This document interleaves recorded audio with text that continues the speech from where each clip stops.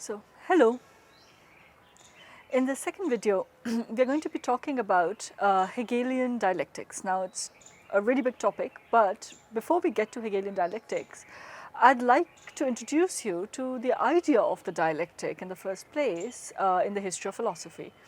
I'm not going to go through all its variations through the history of philosophy, but just, two of the main sort of beginning introducers of the dialectic. So, what is the word dialectic in the first place? So, it's a Greek word which comes from the Greek sort of verb dialegomai, which is to dialogue, to converse. And so, the dialectic is basically the art of conversing, of discoursing, right? So, in fact, the word dia is through. It could mean through or because of, but in this case, through. And lexis, lectic, discourse or language or what is said, right? So, something that emerges from a discussion. That would have been the original idea, and I think Aristotle credits Zeno, Zeno of Zeno's paradoxes, as the originator of the dialectic, because he said that look, he tried to give this thing for he tried to give a defense. Sorry, I got distracted. So he tried to give a defense for Parmenides by using what he called the dialectical method, which was basically a kind of argument from contradiction, right? A reductio ad absurdum, where he would try and argue how the opposite of whatever he was trying to argue would lead to absurdity or contradiction, and that's how the original argument would be understood as true, right? So this is sort of what Aristotle credits as the origin of the dialectic, and dialectic as an art of conversation or dialogue, or emerging understanding through dialogue. But in fact, if we want to understand Hegelian dialectics, it would be good to look at what Plato understands by the dialectic. So, for example, in the Republic, he talks about different stages of knowledge, really, in which the final, the most complete knowledge of, the whole of idea is the realm of what he calls the dialectic. So, how do we get to this realm? We get to it through a progressive ascent through various levels of knowledge, overcoming contradictions at each level, or contradictions that arrive because of partial understanding in that realm. So, for example, I think I'll just give an example from Plato to make it clear. So, let's say we are trying to understand what a bird is, right? Now, to understand what a bird is, now there are many different layers at which we can understand it. So, let's say we have never seen a bird, right? But what do we look at? Somebody who has seen a bird, or maybe it's a particular kind of bird. Let's say it's a crane, right? Let's say you haven't seen a crane in your life, but you have seen a picture of a crane, right? So the picture of a crane would give you the first level understanding of what a crane could be, but eventually it is a vague understanding. It's as much as the reflection of, like, let's say you are trying to understand what a bird is, and you look at a reflection in the water, and you cannot turn around, let's say, and in that water you would see like a fading reflection which will give you some idea, but it might not even give you an idea of its dimensions, it might not give you an idea of its texture, so all these things you would not know. So, that would be the first level of understanding, in which you have not even encountered the object, but you have encountered an image of the object, a reflection of the object, and so that's one level of understanding. From which, if you want to get like a higher understanding, then what do you need to do? You need to actually encounter the real object, right? And the real object, so let's say, you were looking at the reflection and you say, oh, what is that? Is that a bird? And you turn around and you look up into the sky and you see, oh yeah, that's a bird, it's an object, three-dimensional, with a wingspan, with whatever, right? Or in the case of the picture, you try and find the original object. So let's say you want to understand, I think think there's another example that Plato uses of a flute, right? So you want to know what a flute is. So you look at a picture of a flute, how much understanding would you get? Not much. Then you try and go and encounter the real flute. You touch it, you play it, you sort of figure it out. So you understand the object, but the object itself doesn't tell you what a bird is, right? Because let's say I see that bird, but is that bird, like even if I say it's a crane, but then is that bird crane the crane, like crane nest itself, bird nest itself, right? The bird that you saw, the object that you saw flying. How do you even know that that bird is a crane?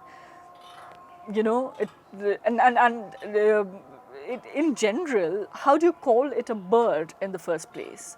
Right? Once you try to understand that, you realize that just the object doesn't give you any knowledge of it, right? So you have to progress to an understanding of the idea of the object, right? The form of the object. So what makes that bird a bird? What makes that crane a crane? Is the form of it, is the shape of it, it's certain universal properties it has, right? So what makes it a bird is perhaps like the wings, the beak. I'm not a biologist or zoologist or taxonomist even, so I don't know what exactly we use to define a bird, but let's say we define it with its avian nature and all these things. So those things would be the form of the bird, right? But then in this world we have many different forms. So we have come to a third level of understanding, right? We have come from mere reflection to encounter with the object to understanding the universal form of the object. But how does that universal form then fit into the entire structure of things, into the world, into the system of ideas? Now that's where you would have what Plato would call the dialectic, right? So the dialectical grasping of the idea is to understand idea itself, right? To understand what is called the good itself, what he calls the good itself, in the sense that the form of anything. So let's say this is a swing, right? Now you have many different kinds of swings. You have it could be like this, it could be smaller, it could be bigger, it could have like only one thing holding it on top, right? But what makes it the form of the swing is in some ways the mathematical idea of it, which would be in virtue of what it is a swing, right? So it would be the best, in some ways the best possible sort of form of the swing. I'm probably not explaining it very well, but anyway. Now, to understand what goodness in itself is, what beauty in itself is, perhaps, is how Plato would have used the word, because he's looking at kalos, right? That would be the higher level synthesis, the grasping of the idea itself. Anyway, enough about Plato, but this would give us a bit of a clue into where Hegel is going with the dialectic. So this is a sort of dialectical sort of idealism, a mathematics of the dialectics. Now, Aristotle, Plato's student, who is our next sort of big fellow in this understanding of the dialectic, had something slightly different, which I like to call his dialectical monism, in which he is looking at a concrete object, right? So let's say I take a concrete object, let's say I take this book, right? Now in this book, it is, how is this a book, right? What is it?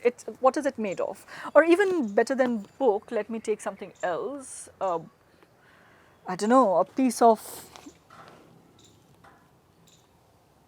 wood, right? A piece of wood. It's too tiny a piece of wood. Let's say take a big block of wood, and this block of wood is actually right now a block of wood, right?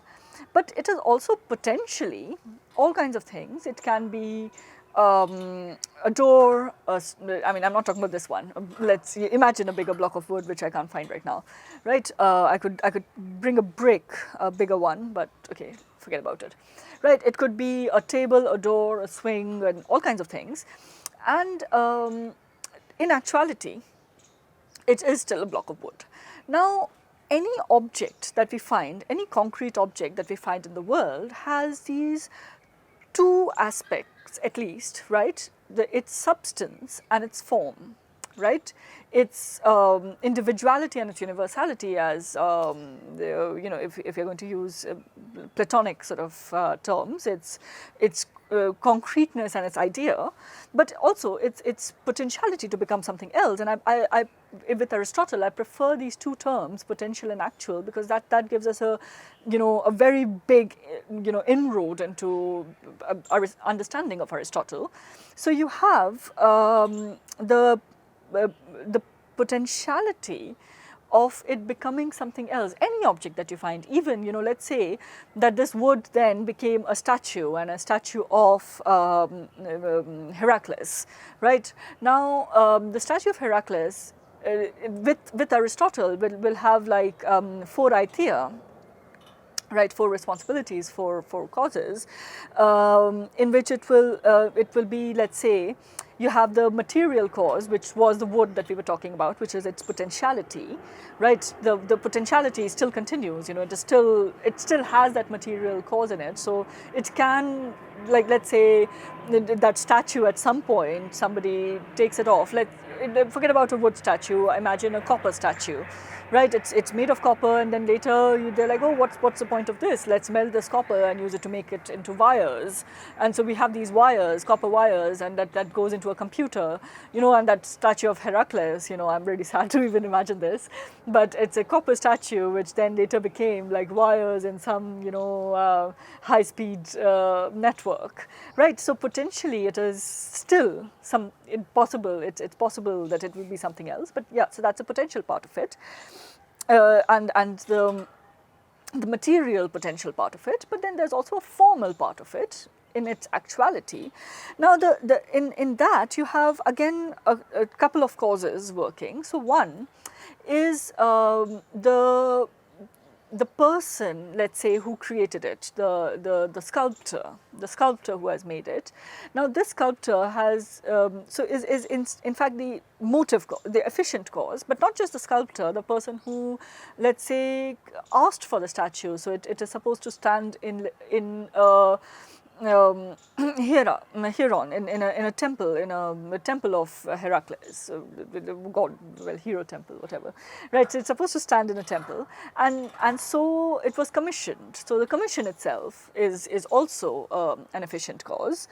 Then you have a formal cause, which could be, well, it is a shape. So a statue of Heracles can only have certain shapes, so it's a shape that will tell us, oh, it's a statue of Heracles, rather than a statue of Zeus, or a statue of Hera, or a statue of Athena or Neptune, or all these other things. So it's a form, but it's also the whole sort of art of statue making, which also works as a formal cause. That, let's say this is a statue of 6th century BC, right?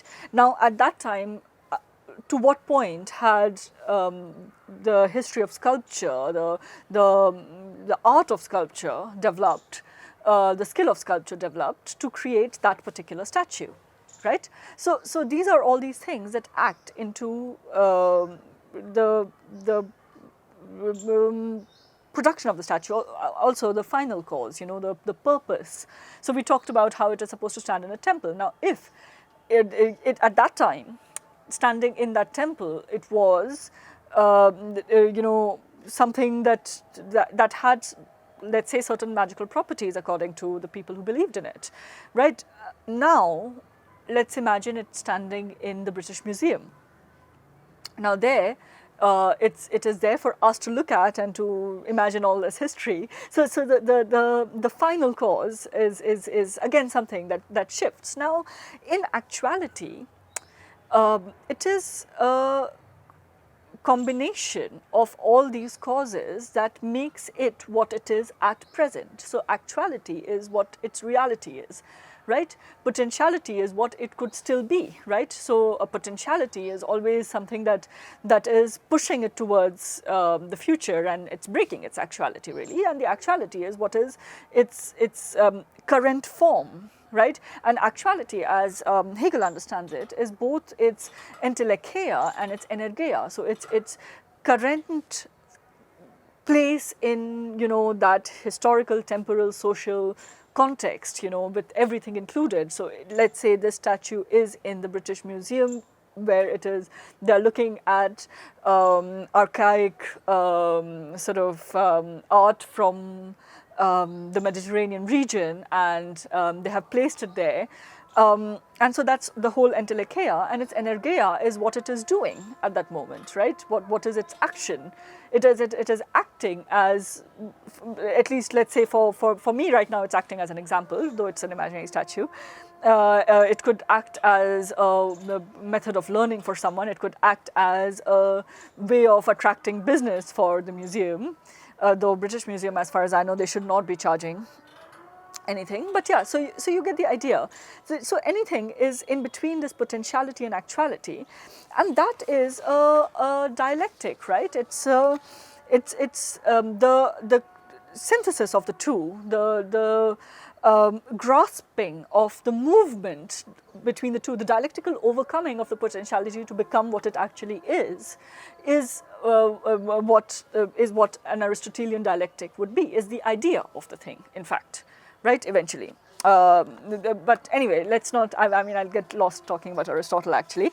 But now, so we have looked at, two kinds of dialectics. Now let's look at Hegel, finally, sorry.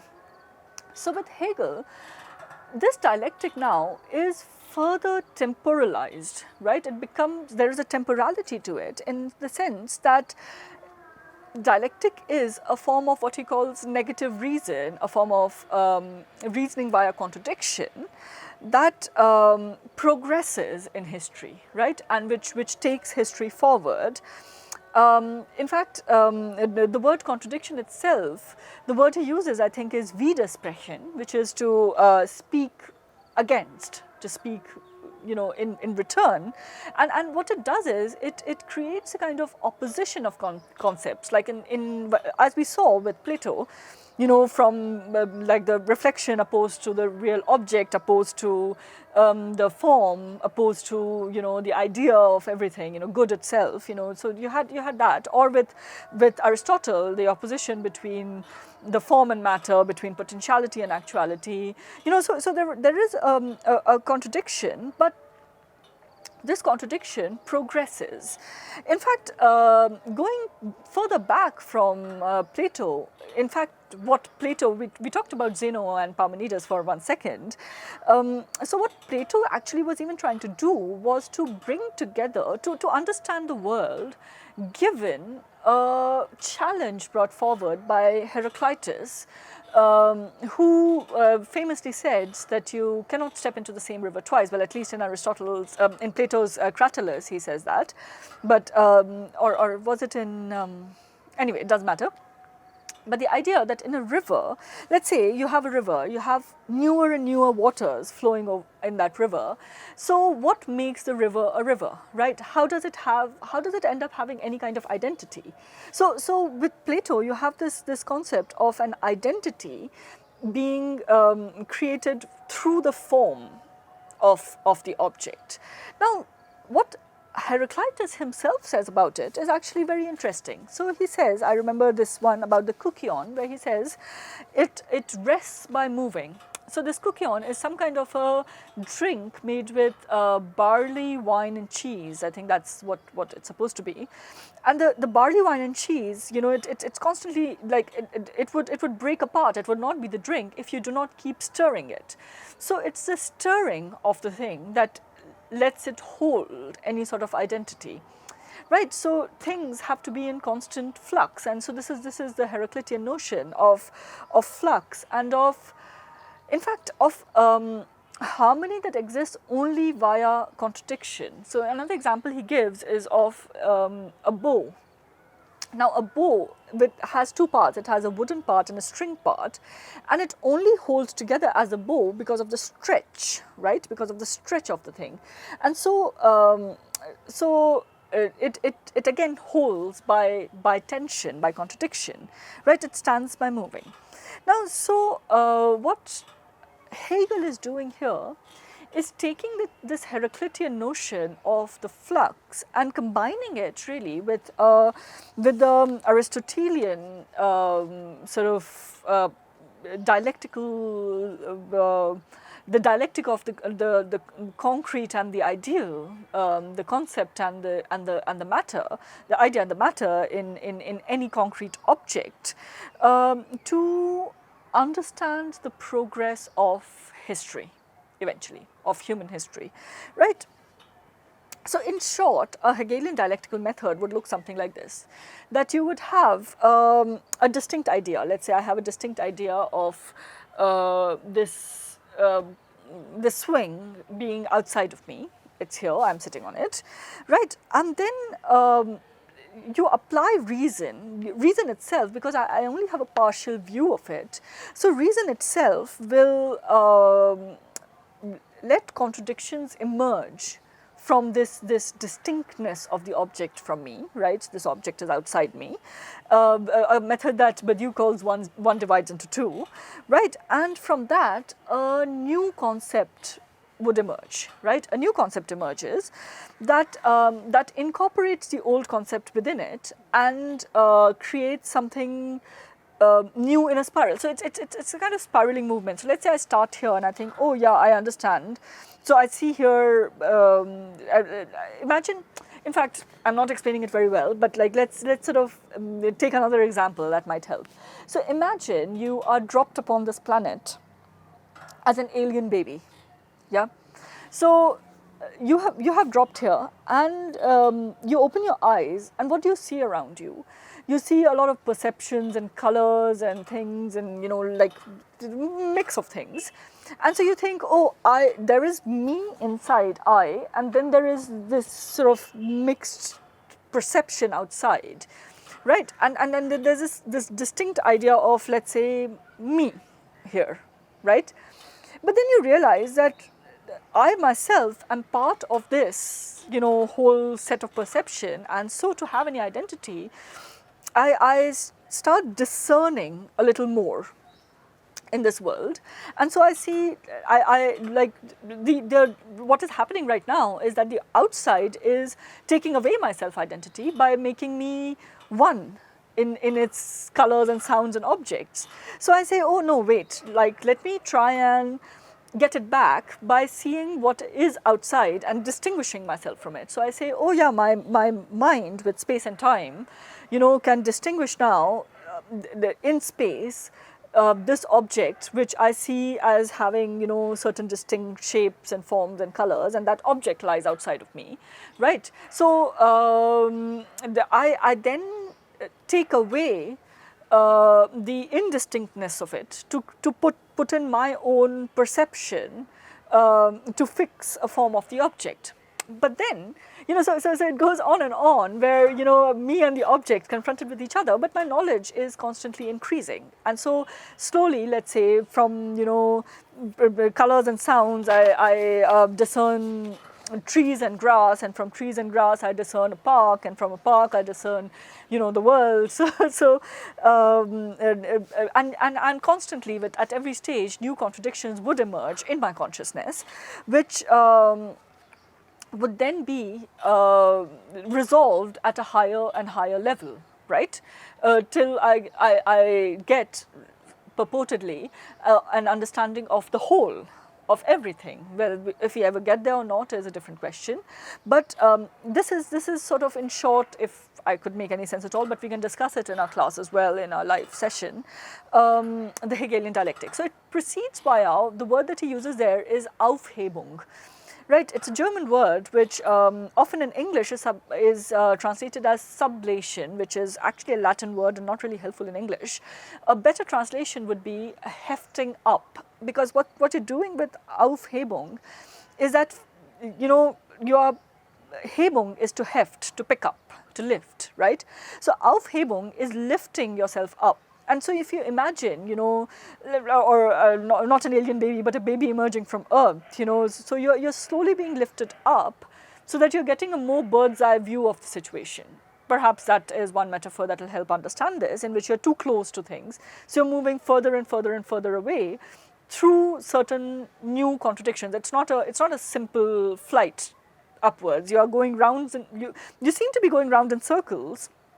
So like with Aristotle, with the Aristotelian dialectic, actually, to me it always seemed like you were always going round in circles. So even he would say that, you know, you're moving further and further towards, you know, absolute knowledge, which is God's knowledge. But we're not talking about Aristotle here. But you seem to be going round in circles, but you'd realize that after having completed one circle, you think you're back in the same place, but you cannot be back in the same place, right?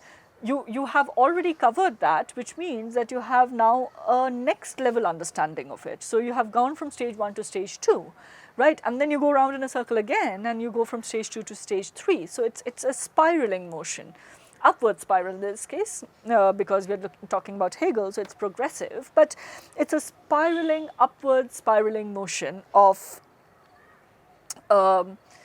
consciousness, really, and we'll get to this idea of consciousness. But what's happening here is that at every level of the spiral, you're being hefted up, you're being sublated, right? Sublation is also, it's actually a Latin word which means exactly the same as Aufhebung, sub from below, lation, it is from ferro, you know, to bear or to carry or to lift. So sublation is, you know, to bear up, to bring up one level, right? But sub is important, that Aufhebung of the Auf is important, because one should keep in mind that the previous level has been incorporated, right? You've not just, the new is not just absolutely new, it's a dialectical overcoming of the old. And so long as we remember that, you know, we have a bit of a grasp of the Hegelian dialectic. I can give an example from the phenomenology of spirit, like the very beginning of phenomenology of spirit, the first chapter, when he's talking about movement from, you know, self-certainty to, it goes from self-certainty to understanding to later consciousness, self-consciousness, spirit, reason, you know, we're not going into all that. But let's say I start with this naive belief, like that alien baby, that I can grasp the object through the sensory givenness of it, right? It's given to me, so I sense it and I can grasp it. This, what he calls the hic and nunc, right? The here and now. So what it is here, what it is now, without having, you know, space and time. I'm in space and time, but without having grasped it, right? And then I discover that any time I try to understand it or say anything about it, I need to transcend the sensory. I cannot just stay in the sensory to understand it, right? And so I have to move beyond this to get to a next level. So the next level that I try to get to is I try to think of it as having properties, right? It has a certain color, it has a certain, so it's like this grass is green, it is sharp, it is soft, it is all kinds of things, right? And what are these things? These properties are basically universals, they're like Platonic universals, right? Now, if I start talking, and if I go too far into that and start talking entirely in terms of Platonic universals and ideas and maths, then the individual object is lost.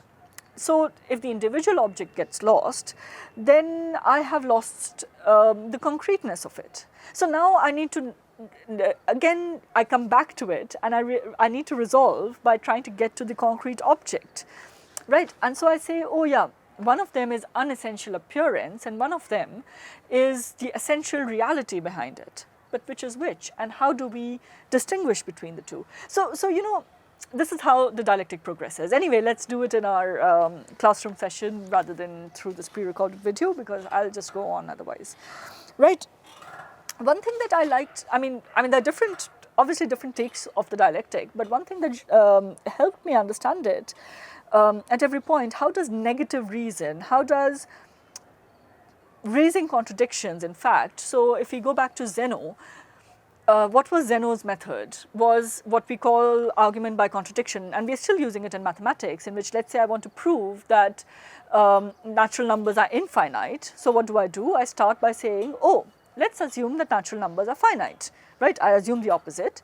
And I assume the opposite and I say, well, if natural numbers are finite, there must be a highest natural number, and that highest natural number is n, and then I sort of prove how that leads to a contradiction, because the definition of a natural number is that there will be another number after that, you know, so n plus 1, and then I realize that, you know, this contradicts my original statement.